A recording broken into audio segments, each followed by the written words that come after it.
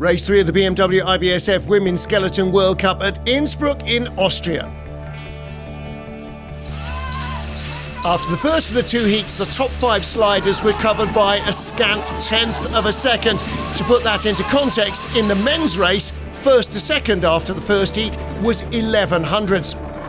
With such tiny margins, the field was wide open. It was anybody's race. Could it be hometown heroine Janine Flox in her 99th World Cup race? She's a serial medal winner on this track, but mistakes low down in the labyrinth would cost her speed, and her gap over then leader Kim Malman shrank down to just 14 hundredths of a second.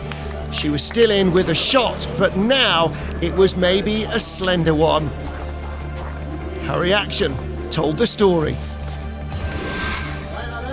4 to go. Italy's Valentina Margalio, just 100th in front of Flock from the first heat and only a whisker out of potential medal position. She was 500ths from the bronze after the first heat. A great second start would give her the acceleration she needed, but now she needed to drive like a dream. 2 World Cup silvers, 2 World Cup bronzes in her career, and as she took the lead from Janine Flock, it looked as though she might add another medal to that tally. But there were still 3 sleds to come. In the bronze medal position after the first heat, the winner last week in La Plagne. The sensation of the season so far, Great Britain's Tabby Sturcker. In just her 3rd World Cup start, she had a chance of her 2nd World Cup medal. But a nudge out of the Kreisel and then a big skid low down in the track would drop her behind Margalio. She knew the mistakes had been made, and she knew that this track would punish them. Valentina led, she was in the medals, but Sturcker, as she crashed through the mats in the finish area, thought her hopes had gone.